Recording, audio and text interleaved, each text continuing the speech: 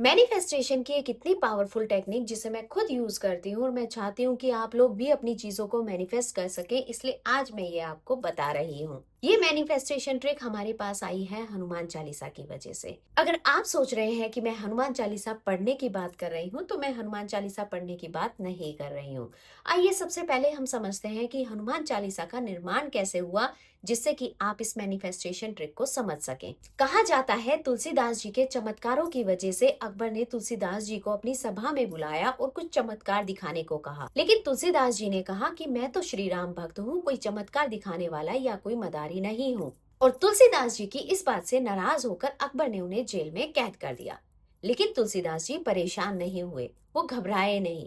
उन्होंने प्रतिदिन एक चौपाई लिखी जो कि उनके मन में स्वतः ही आ रही थी। इस तरह उन्होंने 40 दिन तक एक एक चौपाई लिखी और जैसे ही उनकी 40 चौपाइयां पूरी हुई, उसी समय पर बंदरों की सेना ने वहां आकर उत्पात मचाना शुरू कर दिया। तब अकबर को ये सलाह दी गई कि ये किसी संत के अपमान की वजह से हुआ है, और अकबर ने तुलसीदास जी को कैद से मुक्त कर दिया।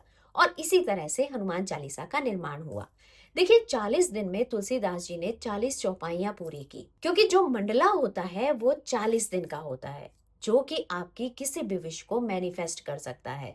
आप अपनी किसी भी चीज को मैनिफेस्ट कर रहे हैं, 40 दिन तक आपको उसको कंटिन्यूअसली करना है। आपको इस एनर्जी को बिल्कुल भी ब्रेक नहीं करना है, क्योंकि 40 दिन की ये जो एनर्जी है ये आपकी विश को मैनिफेस्ट कर सकती है। और साथ ही साथ आपको ये भी समझना होगा कि जब आप किसी चीज को मैनिफेस्ट कर रहे हैं तो सिर्फ दिमागी तौर पर उसे नहीं सोचना है। क्योंकि बहुत से लोग मुझे कहते हैं कि मैं तो सारे दिन 24 घंटे मेरे दिमाग में बस यही चलता रहता है कि मुझे अच्छी जॉब मिल गई है, इतनी सैलरी मिल गई है, मेरा रिलेशनशिप इतना स्ट्रांग बन गया है। सिर्फ दिमागी तौर पर सोचने से काम नहीं चलता। आपको अपनी एनर्जीज को, अपनी बॉडी को, अपने कर्मों को, अपने दिमाग को, हर किसी को अलाइन करना होगा। दिमागी तौर पर सोचने के साथ साथ आपके कर्मों में भी दिखना चाहिए कि आप जो मैनिफेस्टेशन कर रहे हैं उसके लिए आप कर्म क्या कर रहे हैं।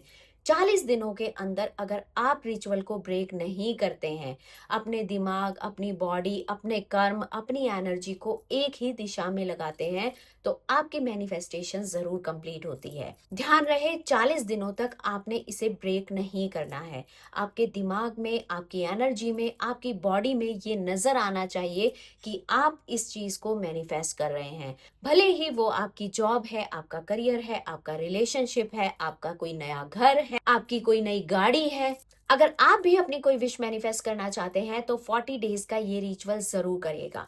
मुझे तो कंफर्म है कि विश कंप्लीट होनी ही है अगर आप ये सब पॉइंट्स फॉलो करते हैं। हो सकता है 40 डेज से पहले भी आपकी विश मैनिफेस्ट हो जाए। विश कंप्लीट होने के बाद में नीचे कमेंट में आकर जरूर बताइएगा कि आपकी विश कितने दिनों में पूरी हुई। हर हर महादेव।